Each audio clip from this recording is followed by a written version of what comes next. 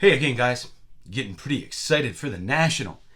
I have a bunch of cards here that I reholdered, and I'd just like to show you a few new things that I got in. But first, I have a special guest, and that special guest is here to give a message to Rick, my friend Rick at Vintage Oddball Cards. So let's bring in a special guest. Hey there, Rick. I know you're looking for me at the National. I'll be waiting. You better load up your Venmo or your PayPal, or however you're going to pay for your cards, bring cash. But I'll be waiting for you. I know you're looking for me. I know you want to spend all your money on me. All right, I'm stupid. You ever wonder, in the collectibles realm, they grade cards, they grade coins, they grade action figures, they grade comics. Why don't they grade antique cars? Why don't they grade paintings like Picasso's? Why don't they grade, pieces of art like Rodin's? Wouldn't it be awesome if they would slab those up? If they would look at them under a microscope? They don't grade them or slab them because they can't. If they could, you could bet your ass they would. Oh man, how much money would they make if they could grade those things? See, to me, cards are like works of art. They're like little Picassos. When you get into vintage cards, everyone's a little different. And, I buy my cards for the history and for the cards themselves. Many people today, they don't buy cards, they buy diamonds. Like when you shop for a diamond, my friend's dad was a diamond dealer. And he let me look under with a loupe to see any kind of little tiny flaw, in there. And if it was a perfect diamond, it was investment quality diamond. Now, you can't tell, right? You can't tell. Like, if you have a really white diamond, nice and clear, and there's just a little flaw, you can only see it there. But you're still willing to pay $500,000 more for the one that doesn't have that flaw. And that's how we've become with baseball cards. You can't see the stuff, but we're now treating them like diamonds. And so for me, I treat them more like art or antique cars. That's just me. I got in a rare 1937 O-Pee-Chee Bobo Newsom. He was a 4-time All-Star, strikeout leader one year, won a World Series.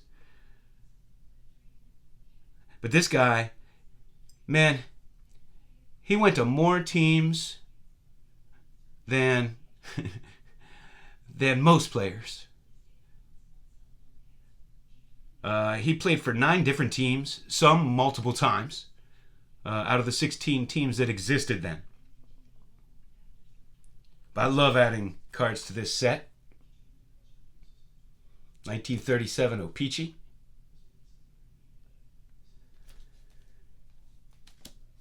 Here's a 1936 Goudey Wide Pen Premium Rabbit Pitlack.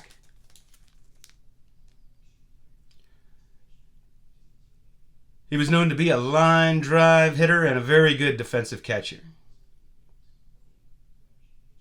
And it's a beautiful premium. The Goudey Wide Pen are pretty nice. Here's a Hostess, Don Baylor. I think this is 79.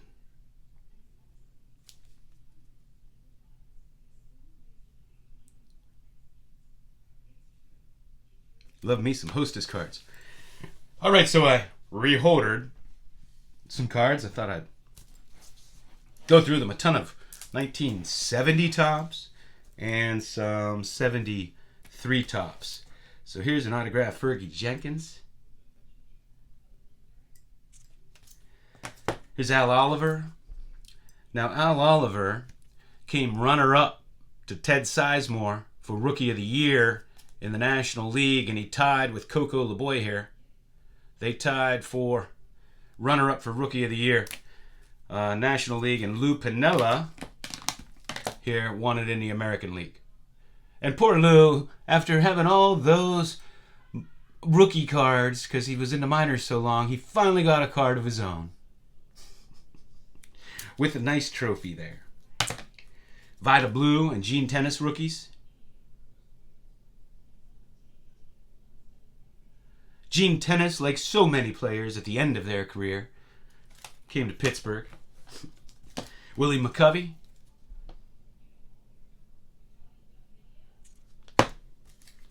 Brooks Robinson. Al Kaline.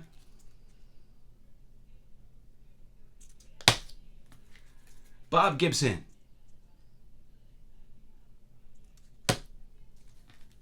Harmon Killebrew. I always loved this card. I had it as a kid, and because it had Clemente on it, it was a special card to me. And of course, Pete Rose. Great Joe Morgan. Tom Seaver.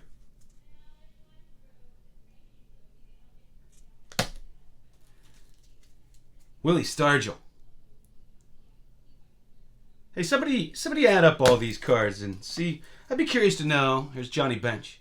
Be curious to know, out of all the cards I showed just today, how much it would be to grade them. Hank Aaron.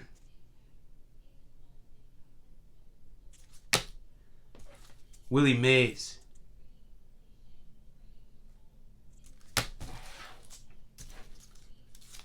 There's Sporting News, Hank Aaron.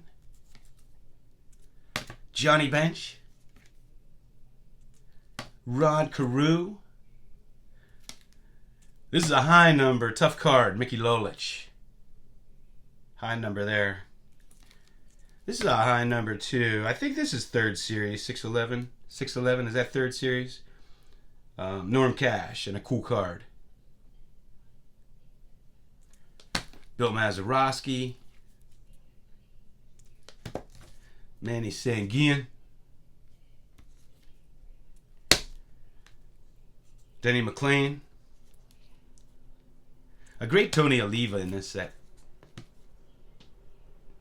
Sporting News, Juan Marichal. Willie McCovey. And I don't know why, but this, along with the 68, was always my favorite Denny McLain. Always my two favorite Denny McLain cards. I don't know why. And Lou Brock. Here is Pete Rose. Steve Carlton. My man Bob Vio, I had to give him a slab. Sporting News, Pete Rose. Raleigh Fingers. Whoop, I didn't put a sleeve on that. I gotta go back and do that. Catfish Hunter. I was fascinated as a kid when I would get to the older cards to see a guy that didn't look like this when I was watching him. To go back and see what he looked like when he first came up. And a great Billy Williams. He looks like he's totally disinterested in whoever's taking his picture.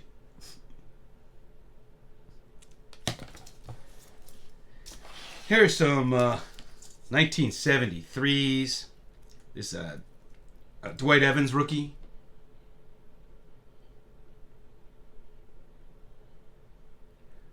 I know a lot of you Boston fans think he should be in the Hall of Fame.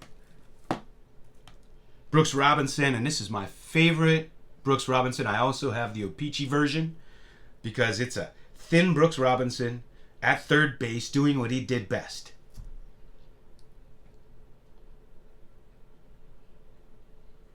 And this is a great Willie McCovey with Johnny Bench catching there behind him.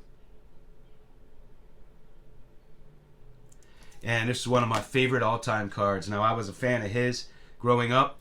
Brooks Robinson predated me, so I don't ever remember watching him play as a kid. but I did watch this guy, and he was the best defensive third baseman I had watched, and that's Greg Nettles.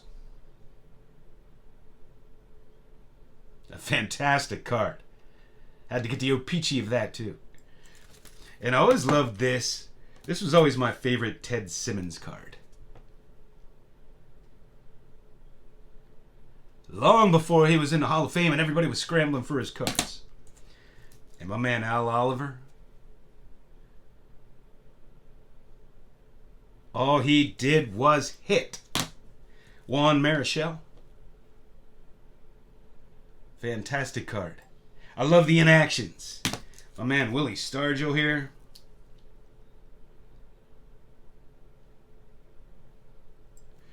And here's Frank Robinson. Of course, he finished the year before this. He's with the Angels in this card, but the year before, he was traded to the Dodgers, and you can clearly see he's in a Dodger uniform.